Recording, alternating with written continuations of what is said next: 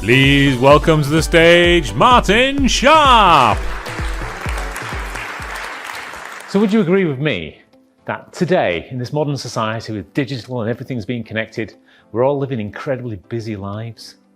Perhaps you're one of those people that runs an amazingly thriving or even just surviving business today. Or you run an amazing career that you thoroughly enjoy. You just find you just don't have time for yourself.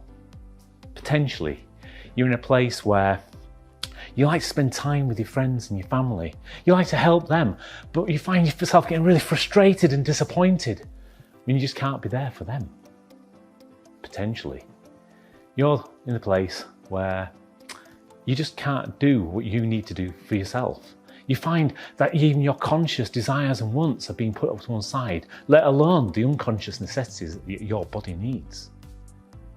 And you find yourself in a place where you think, where did my body go? Why does it ache so much?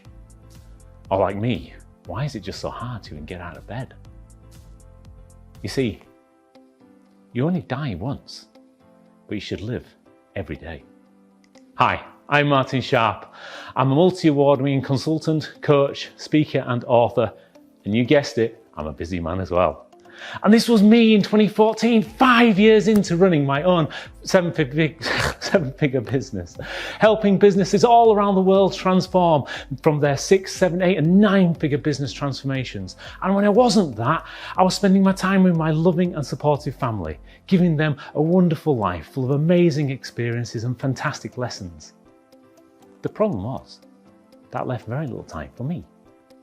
And when I factor in the time that I had to spend with the wider family, with helping out my friends, and then walking the dog, my self-development and personal healthcare really went out the window.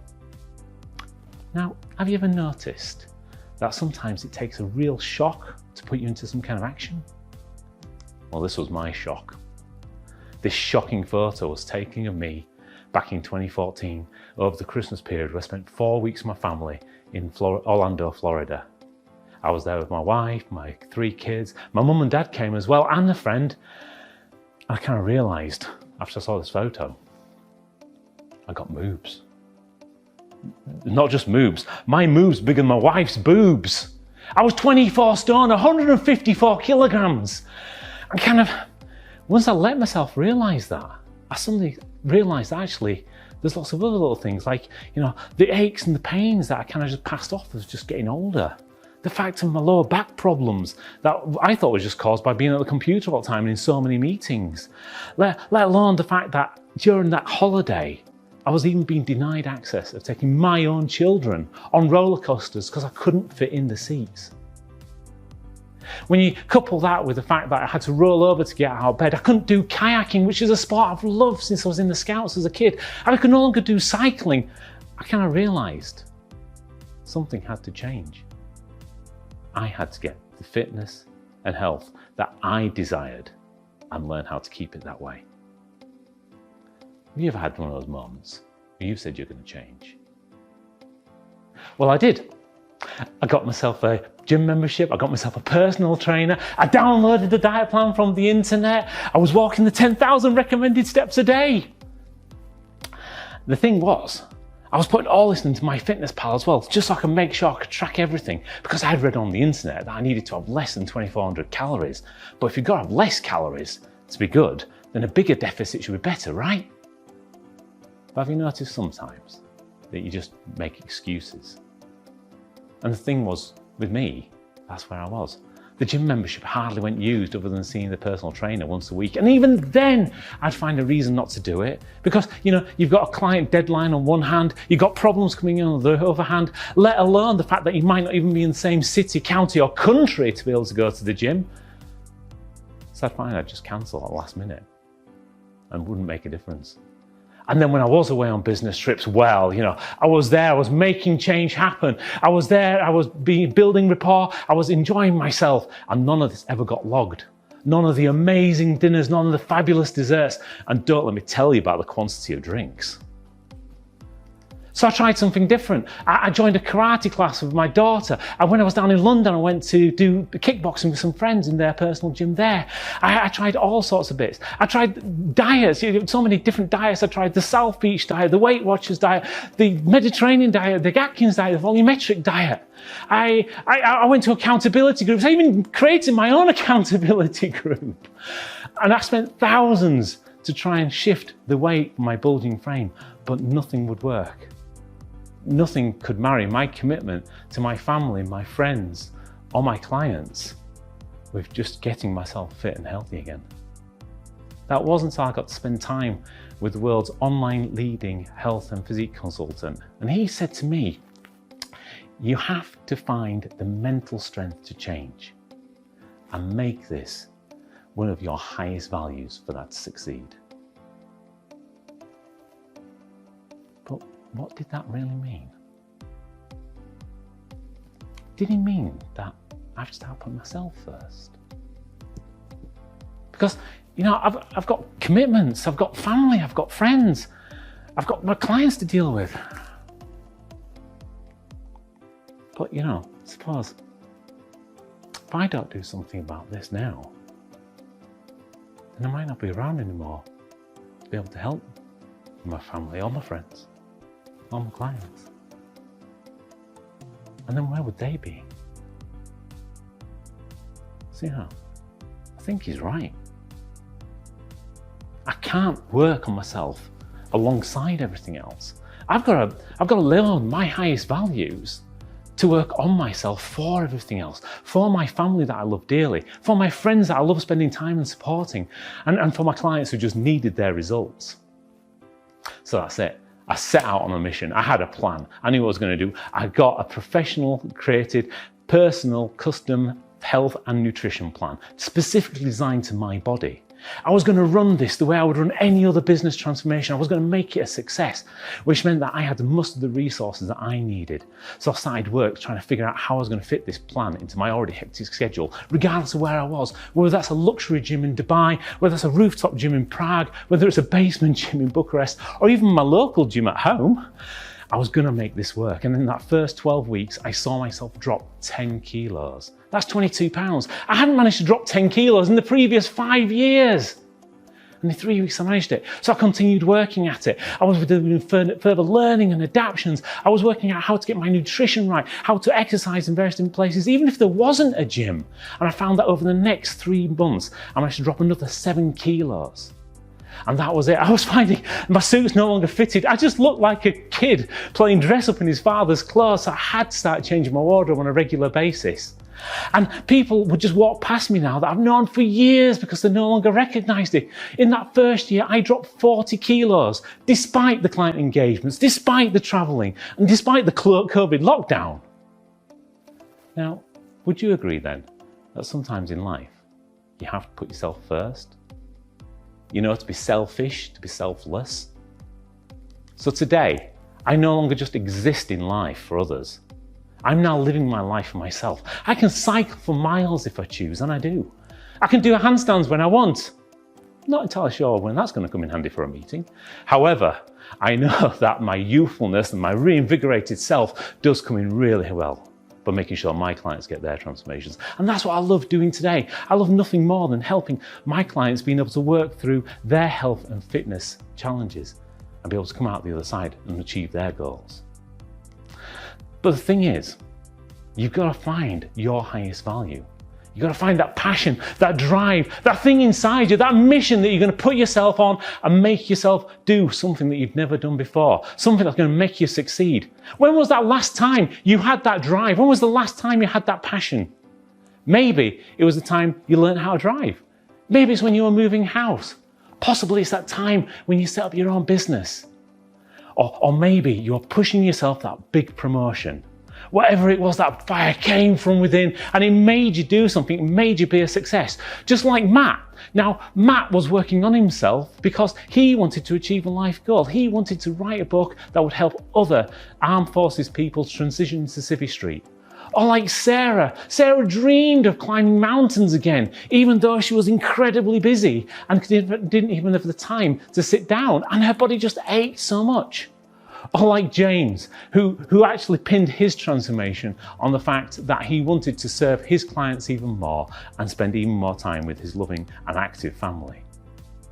But the thing is, you see, they had to find their highest value to make that work.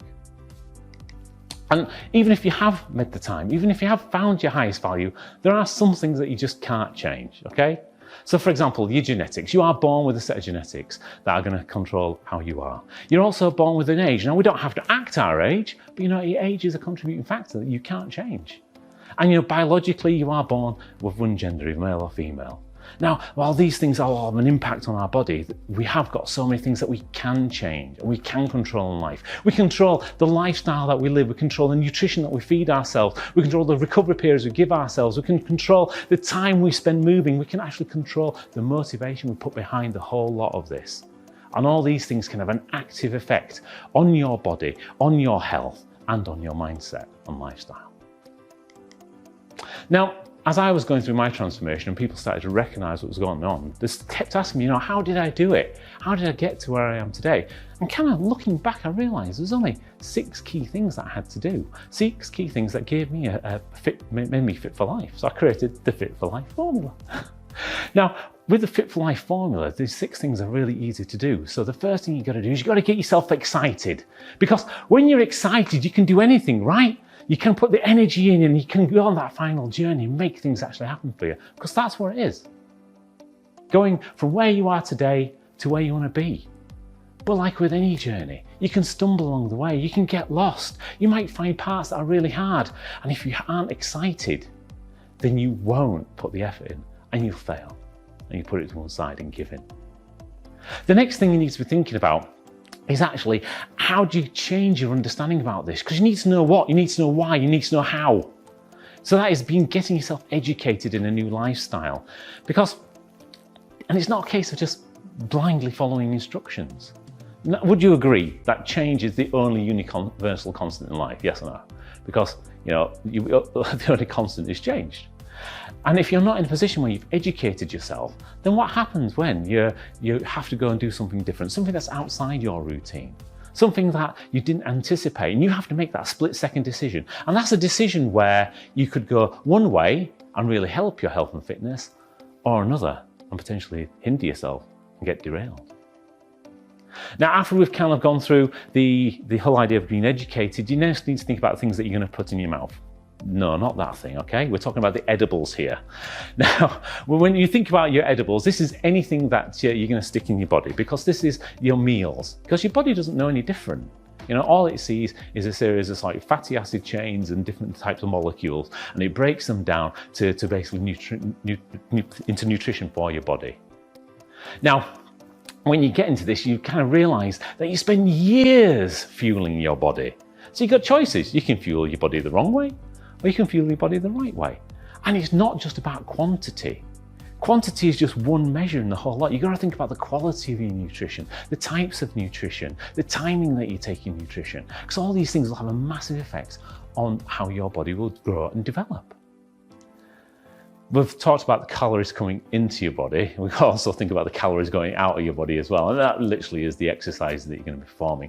But this isn't just a case of just performing exercise for the sake of it. This is about targeting, being specific about the kind of things that you're going to do. Know how it should feel, know what you should do to make it work for you, so you can maximize the return on the time that you're invested in exercises.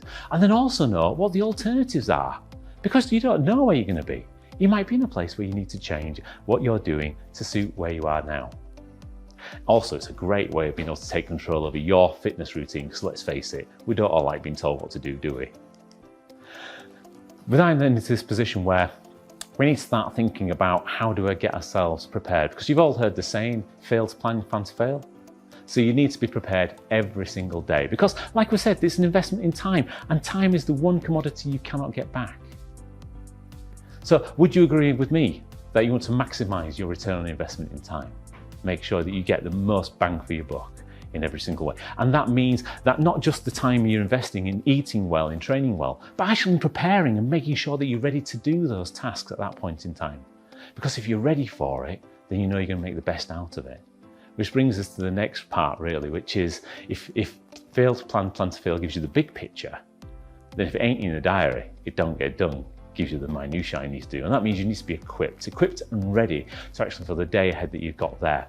And this means you're looking at the habits that you've created. I can imagine, you can imagine that you've got two different types of habits. You've got bad habits and you've got good habits. And if I asked you now, you could probably give me 1,000 bad habits that you've either had or you've currently got.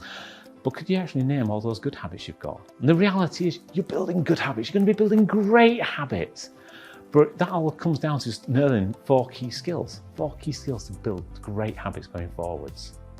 Now for my clients, I've kind of put these areas into 6 really easy to use strategies so they can make the most out of this formula. Now we're going to deep dive into one of those strategies. We're going to look at the Brilliant Jargon Buster. Now with the Brilliant Jargon Buster, I help my clients really understand and demystify a lot of things that you've got around healthcare and making sure that you're getting the fit for life body that you need. So let's try one element of that. Let's think about mind. Because your mind's an incredibly powerful thing. Wouldn't you agree? You can get to create all these amazing things. You can get to imagine things that are going to be in the future, but it also has a powerful effect over your body. So who's up for an experiment? Yeah, let's have a bit of an experiment. Right, so I want you all to hold your breath. Okay, just hold your breath. So straight away, you've had an effect over your body. You're no longer breathing. That wasn't quite what I was thinking, so please hold your breath for a little bit longer. There is a bigger point to this. The key thing here is now look at what's happening inside your body. We've now been holding our breath for a few seconds, and you can probably feel it starting to get a little bit more uncomfortable. Your body's trying to fight back. It wants to breathe. But your mind is strong, your will is strong. You're going to make sure that you don't have to breathe. And you're exerting your will over your body. Now it's probably getting even worse now. You're probably going into like a bit of fight and flight. You're really trying to breathe. It wants to get rid of that stale air from inside you and suck in lots of lovely, nice oxygen. Right? Now the thing is, you can still suppress that. You can still stop yourself from breathing. Now, please start breathing. I don't want anyone passing out or going blue or anything, okay? Brilliant, thank you. But hopefully you guys have seen there just one way that your mind can actually be more powerful than what your body is. Now think about it. You've just done that consciously. You've actually taken the effort to do that. How many times does your mind do things unconsciously to your body that affects it? For example, your emotions. How do you think things like hate and anger and depression kind of hit your body? Or maybe love and excitement and exhilaration. Do you think those will also have a change of how your body works as well? Change that body chemistry, change how your hormonal responses work. But the thing to remember is, I can't do the work for you. So you've got to find your highest value so that you can pin your success to that. But what I can do for you is I can help guide you. I can help give you advice, a space for accountability, a space to be able to provide an area of reflection. Because these things, this reflection and learning, are really powerful tools that will help move yourself forward from where you are to where you want to be. Because sometimes we just don't know what we don't know, right? And there's sometimes we know we should be doing something and we just don't do it. So having somebody held you accountable makes that really, really useful. Now, I'm not going to ask you to tell me about a time that has happened. However, I'm pretty sure you can remember one of those times already. So what better way is there to be able to move yourself forwards and having someone there to help and guide you? Even better, having a community of people there supporting you as well. Because it's no surprise, really, that the most successful people in all fields of life have great coaches and mentors there to help guide them through that, whether you're looking at sports and athletics or business and life. So my question to you is, do you value yourself enough to put yourself as a priority? Are you going to make your health change? Do you find that you want to put your health and fitness into a place where it actually means something for you? Or are you just going to be one of those people that lives unfulfilled and just goes around feeling that you're not achieving what you really could have done? My final thought for the day comes from another wise man, and he said, never get so busy making a living that you forget to live your life. Thank you.